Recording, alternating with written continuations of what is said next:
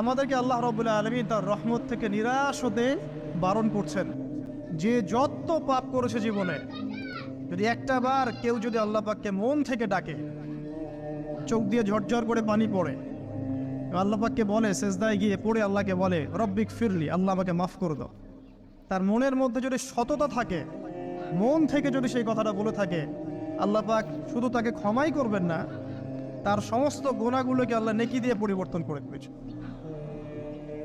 একটা হাদিস পড়ছিলাম, নবী করিম সাল্লাল্লাহু আলাইহি ওয়াসাল্লাম তিনি বলছেন যে লাম্মা কাদাল্লাহুল খালক, যখন আল্লাহ রাব্বুল আলামিন এই মহাবিশ্ব সৃষ্টি করেন, তখন আল্লাহ রাব্বুল আলামিন কাতাবা কিতাবান, একটা কিতাব লিখেছেন, একটা কিতাব আছে আল্লাহর কাছে। কাতাবা কিতাবান ফাহুয়া ইনদাহু ফাওকাল আরশ, যেই কিতাবটা আল্লাহর নিজের কাছে আছে আরশের উপরে, সেখানে আল্লাহ পাক লিখে রেখেছেন।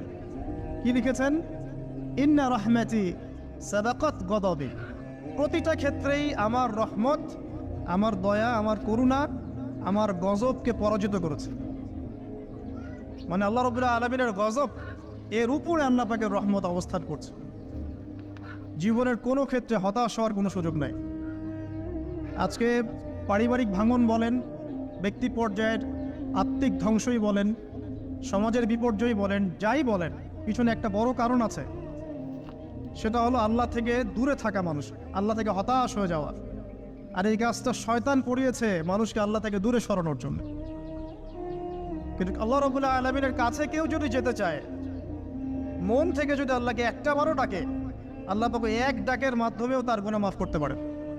যে যত পাপ করেছে জীবনে, যদি একটা বার কেউ যদি আল্লাহ পাককে মন থেকে ডাকে, চোখ দিয়ে ঝরঝর করে পানি পড়ে, আল্লাহ পাককে বলে, সেজদায় গিয়ে পড়ে আল্লাহকে বলে রব